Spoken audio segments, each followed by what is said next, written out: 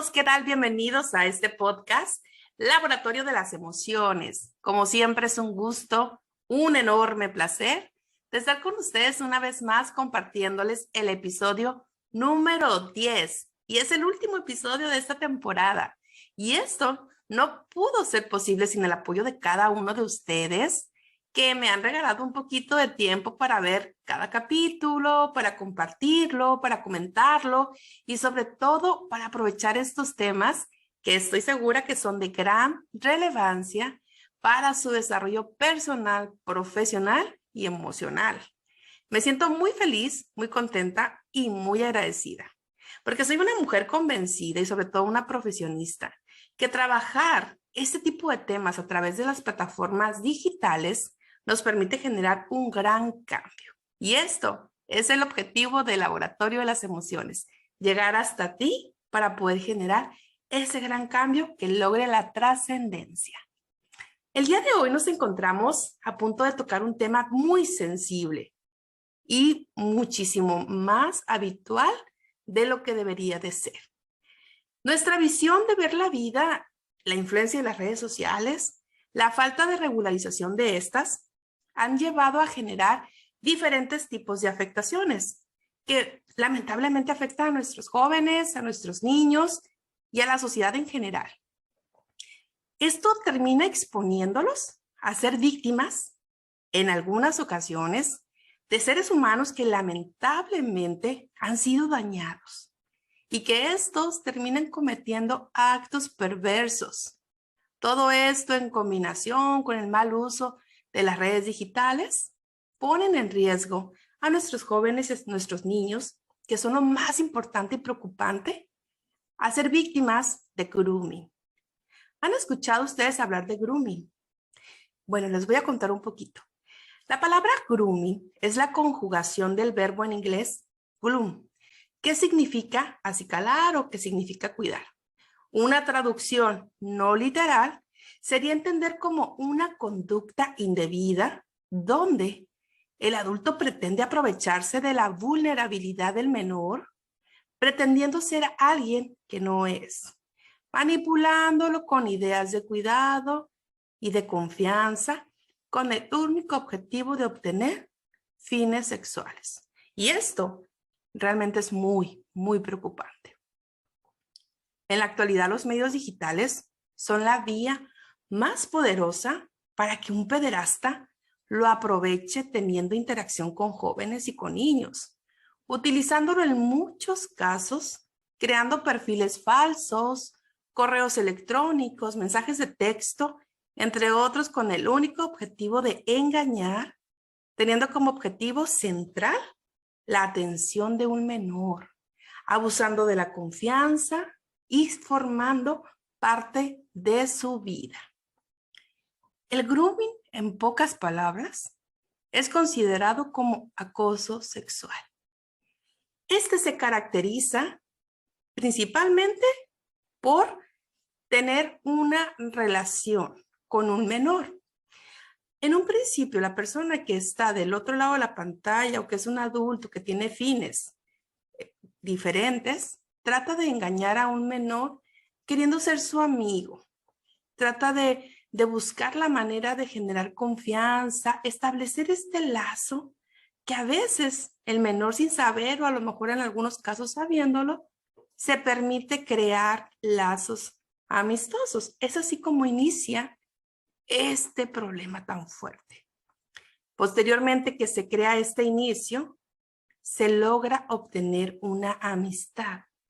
Cuando ya esta persona centra la atención del niño, logra colocarse su interés, ya comienza la parte más importante de la amistad, que es confesiones personales, cómo te encuentras, dónde vives, cómo te sientes. Entonces, el menor se siente obviamente atendido por una persona extraña y comienza a tener este tipo de acercamiento y permite la confianza y permite la amistad, sin conocer muchas veces el trasfondo que lleva esto. Una vez que ya se inicia el proceso de amistad, que ya hay confianza, que hay una relación, ya tiende a tener un giro completamente distinto. Ya empiezan a haber componentes de carácter sexual. Y aquí es donde es la parte más preocupante y donde debemos de prestar mucha atención. El objetivo del adulto que quiere centrarse o que está trabajando a este menor, manipulándolo para fines sexuales, ya está buscando la manera de tener acercamientos. ¿Y cómo lo va a lograr? Cuando se utilizan las plataformas digitales, la siguiente parte es a veces recurrir al sexo virtual o a la pornografía virtual, derivado de la confianza que ya se estableció, derivado de todos aquellos componentes, de la amistad y demás, ya tiende el acosador a lograr que el menor le proporcione algo que es comprometedor. Eso puede ir desde un video, una fotografía, algo que lo haga sentir comprometido con ese adulto sin darse cuenta. De esta manera es como operan este tipo de personas. Van paulatinamente, lentamente, y cuando menos te das cuenta, el niño o el joven ya se encuentra inmerso en una situación de riesgo. Una vez que ya se tiene este tipo de pertenencias, que ya logró la confianza, que ya se tomó la fotografía o que ya tuvo ese tipo de acercamiento, viene el ciberacoso. Cuando ya se obtiene la pertenencia, ya el menor puede verse chantajeado o se puede ver metido en algún tipo de circunstancias amenazantes, donde el adulto ya juega con la vulnerabilidad del mismo y le comienza a decir, ¿sabes qué? Si tú dices algo, yo tengo esto. Si tú comentas algo, yo te puedo dañar de tal manera. Y como el niño o como el joven no tiene las bases o la madurez o la confianza o desconoce en muchas ocasiones que esto es un delito, accede a pretensiones que no son adecuadas y que terminan dañando de forma permanente su integridad emocional. Otra de las características del grooming es cuando ya se llega a la parte del abuso y las agresiones sexuales. ¿Qué pasa? Una vez que el adulto sienta la confianza, que manipuló al joven, que manipuló al niño a través de esas pretensiones o esa evidencia, se puede llegar a conocer y a obtener el objetivo principal de estas personas abusadoras, que es cometer el acto más aberrante, que es faltar al respeto a uno de los jóvenes que todavía no tienen ni la madurez ni la capacidad para decidir sobre su cuerpo o sobre su estabilidad emocional. En muchos de los casos, las personas que cometen grooming o que se ven inmersas en esta situación, hay una posibilidad muy grande de que sean traficantes o que estas personas utilicen a los jóvenes como tráfico de menores o como trata de personas para fines distintos. Entonces, aquí como sociedad, como padres de familia, como educadores, debemos de estar muy alertas a cualquier tipo de situación que estén viviendo nuestros niños. Lo preocupante que en la mayoría de los casos que se presenta grooming o el acoso, el menor no lo externa, no informa ni a sus padres, no lo informa ni a su familia, ni siquiera a alguien cercano. A veces ni siquiera nos damos cuenta que esté sufriendo una situación de esta índole y es por la falta de comunicación. Y se preguntarán ustedes, ¿es posible de prevenir el grooming? Por supuesto que sí, por supuesto que sí. ¿Cómo lo podemos prevenir? Atenderlo desde la prevención, desde una educación positiva a nuestros jóvenes y a nuestros niños, con una educación afectivo-sexual, una comunicación asertiva sobre el tema, establecer hábitos de navegación. Es decir, cuando el grooming se da desde la cuestión cibernética, se tiene que tener el control del tiempo que se navega y las páginas que utilizan. En definitiva, todo esto tiene que ir ligado con romper las barreras de los prejuicios sobre este tipo de relaciones, porque realmente son una realidad, no nos podemos cegar. Otra de las recomendaciones para evitar ese tipo de casos es evitar situaciones de riesgo como el sexting. En la actualidad lo vemos no normal, pero muchos jóvenes lo practican. No nos vamos a cegar ante esto, pero evitarlo a tiempo nos convierte en personas que no van a ser víctimas de seres humanos con este tipo de perversiones.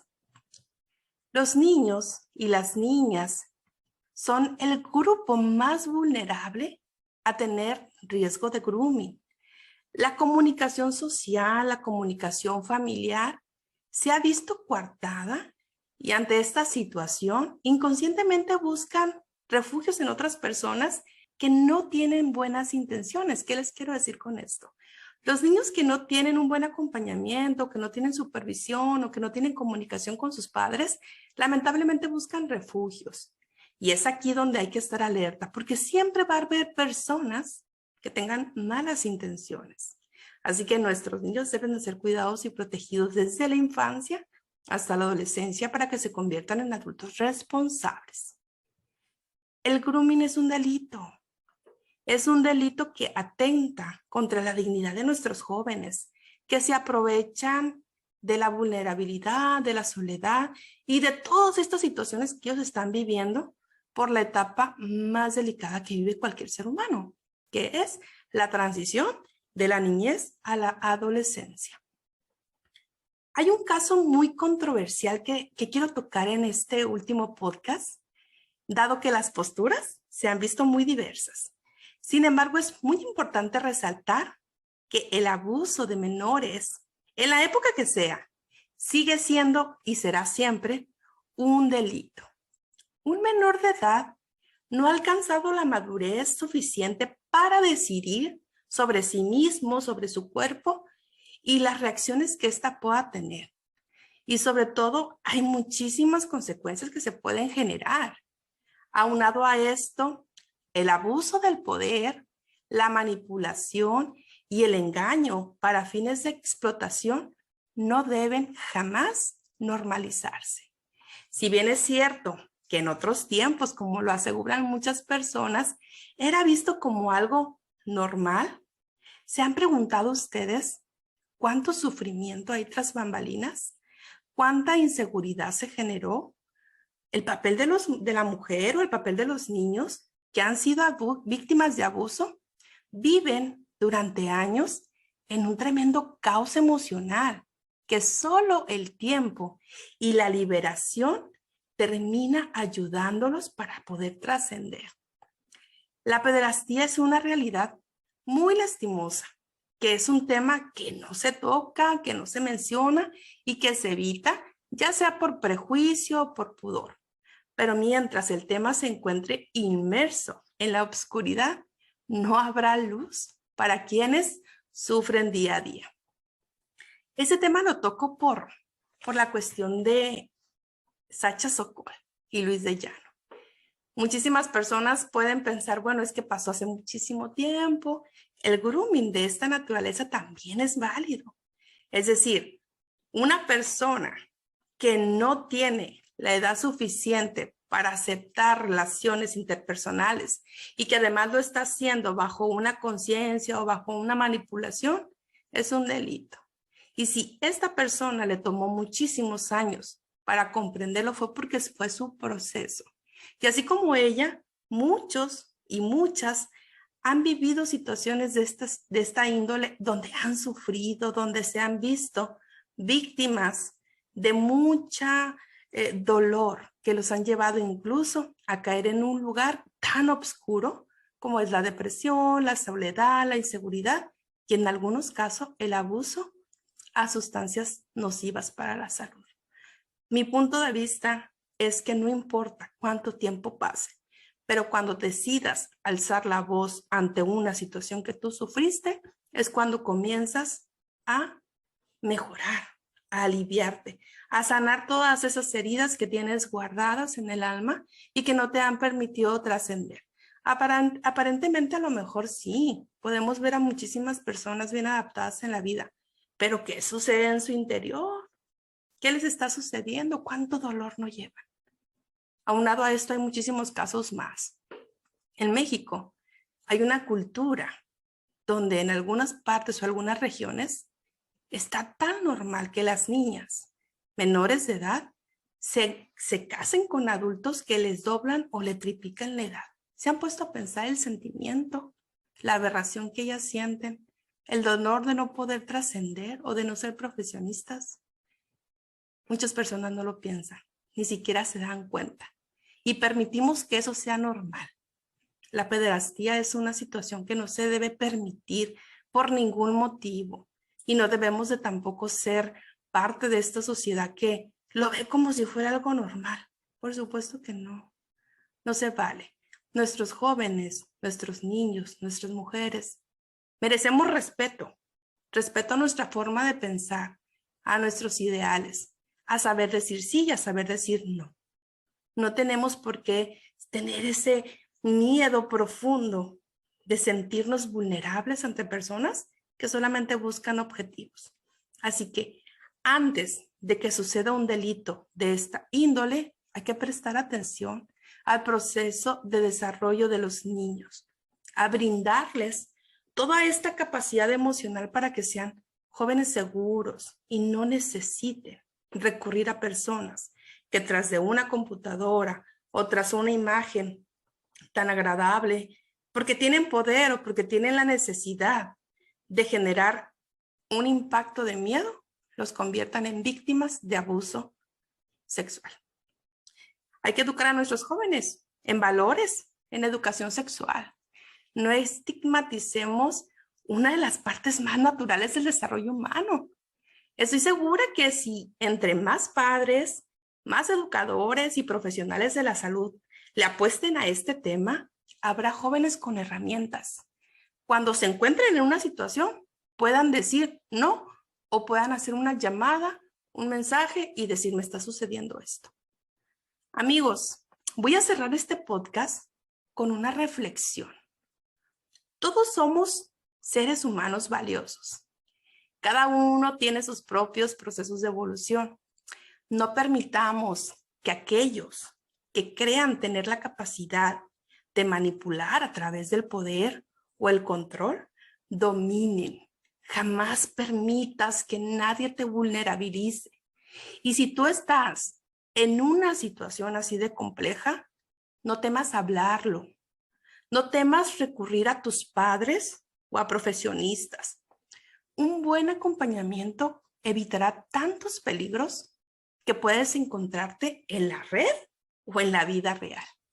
El grooming es un delito y es una realidad. No tenemos por qué seguir siendo testigos de las situaciones que lastiman a lo más importante que tenemos, que son nuestros jóvenes, porque ellos diseñan el futuro del mañana. ¿Para qué queremos a jóvenes tristes, dolidos? Necesitamos formar a jóvenes que se conviertan en adultos responsables, que hagan un cambio en este país que tanto necesitamos. Así que les invito a que no se queden callados, levanten la voz. Y no importa si pasó un día, un mes, un año o 30. Siempre tienes la oportunidad de ser escuchados. Gracias por escucharme una vez más en este episodio, el número 10 y el último de la primera temporada del Laboratorio de las Emociones. Regresaremos pronto y regresaremos con buenas vibras y con mucha energía para seguir acompañando tu desarrollo personal, emocional y sobre todo humano. A todos ustedes, mil gracias y pasen un excelente fin de semana.